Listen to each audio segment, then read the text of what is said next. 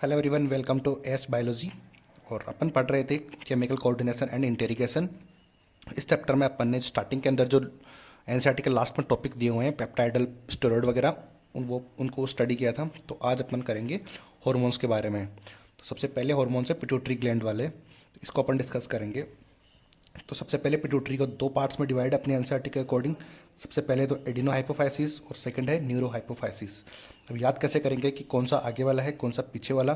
तो ए सबसे पहले अपन जब भी ABCD वगैरह सीखते हैं तो सबसे पहले ए ही लिखते हैं। तो ए है तो ये सबसे आगे हो जाएगा, तो यानी कि ये आगे का पार्ट है पिट्यूटरी का। और एन जो काफ़ी दूर आता है अपनी उस लिस्ट के अंदर, तो वो हो गया पीछे का। याद करने का तरीका आ गया, कौन सा एडिनो हाइपोफाइसिस और न्यूरो हाइपोफाइसिस आगे कौन रहता है पीछे कौन रहता है। अब एडिनो हाइपोफाइसिस आगे है तो ये आगे रहेगा, तो कुछ और काम में भी आगे रहेगा। तो इसमें भी दो पार्ट में डिवाइड है, इसने खुद को दो पार्ट में डिवाइड कर रखा है, पार्स डिस्टेलिस और पार्स इंटरमीडिया। ठीक है, डिस्टेलिस मीन्स आगे का पार्ट हो गया और डिस्टेलिस इंटरमीडिया यानी कि बीच का पार्ट हो गया। आती है बात समझ में इतनी।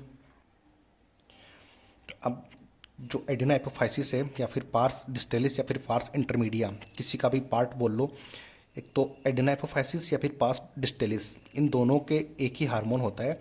पार्स इंटरमीडिया अलग से करता है, बट है तो वो एडिनो हाइपोफाइसिस का पार्ट ही ना। तो अगर एग्जाम में ये पूछता है पार्स डिस्टेलिस देके या फिर पार्स इंटरमीडिया, इन दोनों में से कुछ देके पूछता है, तब अपन अलग से करेंगे।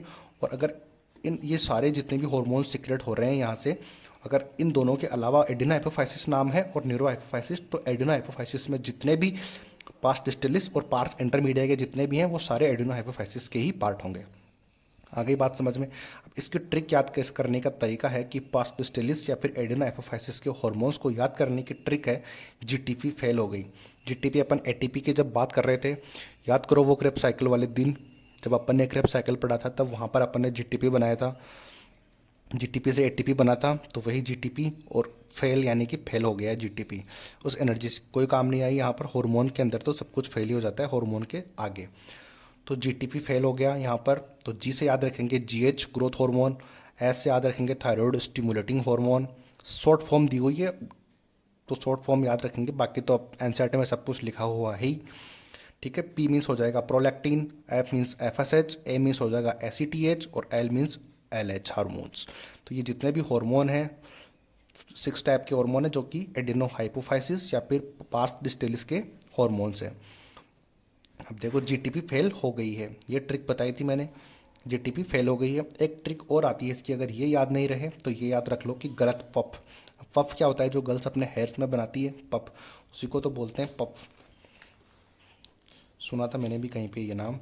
ठीक है, तो गलत पफ बना लिया है तो इससे भी अपन को याद रह जाएगा। जी का मतलब वही growth hormone, L means luteinizing hormone यानी कि एलएच, टी मीन्स हो जाएगा टीएसएच, पी मीन्स हो जाएगा प्रोलैक्टिन, ए मीन्स एसीटीएच और एफ मीन्स हो जाएगा एफएसएच। तो वही बात है, जो दोनों में से कोई से भी याद रखे, या तो जीटीपी फेल हो गई है या फिर गलत पफ बन गया है गर्ल्स का। ठीक है, इस ट्रिक से अपन को याद रह जाएगा पिट्यूटरी के एडिनो हाइपोफाइसिस के हार्मोन जो कि पार्स डिस्टिलिस के हैं। अब एक और आता है, अब आता है पार्स इंटरमीडिया का। पार्स इंटरमीडिया जो कि बीच में है, इंटर यानी मीडिया यानी मिडिल यानी बीच में होता है। तो इसकी ट्रिक होने वाली है अकेला ही मस्त है, यानी कि जो बीच में रहेगा वो अकेला ही तो मस्त रहता है। तो मस्त यानी कि हो गया MSH। अकेला, ये अकेला यानी कि एक ही हार्मोन सिक्रेट करता है पार्स इंटरमीडिया, अकेला ओनली सिंगल हार्मोन सिक्रेट करता है। तो उसको याद रखने का तरीका है कि अकेला मस्त है। अकेला मीन्स हो गया एक सिंगल हार्मोन और वो हार्मोन है मस्त यानी कि MST। टी की जगह पे अपन को एस लगा देना है, बाकी मस्त यानी MSH हो गया, मेलेनोसाइट स्टिमुलेटिंग हार्मोन। इसकी फुल फॉर्म होती है MSH की। तो आ गई बात समझ में।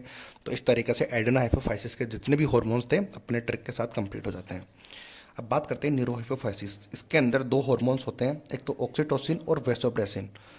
जब ये एडिनो हाइपोफाइसिस के हार्मोन अपन को याद रहेंगे तो बाकी जो बचे हैं वो सारे न्यूरो हाइपोफाइसिस की तो होंगे, ऑक्सीटोसिन और वेसोप्रेसिन। आ गई बात समझ में।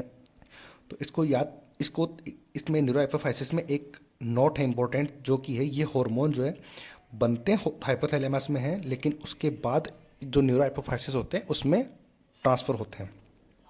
अब ट्रांसफ़र कैसे होते हैं वो सब अपनी एनसीईआरटी में गिवन है। तो जैसे ही आप ये ट्रिक देख के पढ़ोगे वहाँ पे तो सब चीज़ आपको क्लियर हो जाएगी। बस एक बार आप ये वीडियो देखो कंप्लीट। ठीक है, तो पिट्यूटरी हार्मोन इस तरीके से कंप्लीट हुआ। अगली बात करते हैं पीनियल ग्लैंड। पीनियल यानी कि पीना। अब पीने की जहाँ पर भी बात आती है तो माइंड में एक ही चीज़ आती है कि वो है वाइन।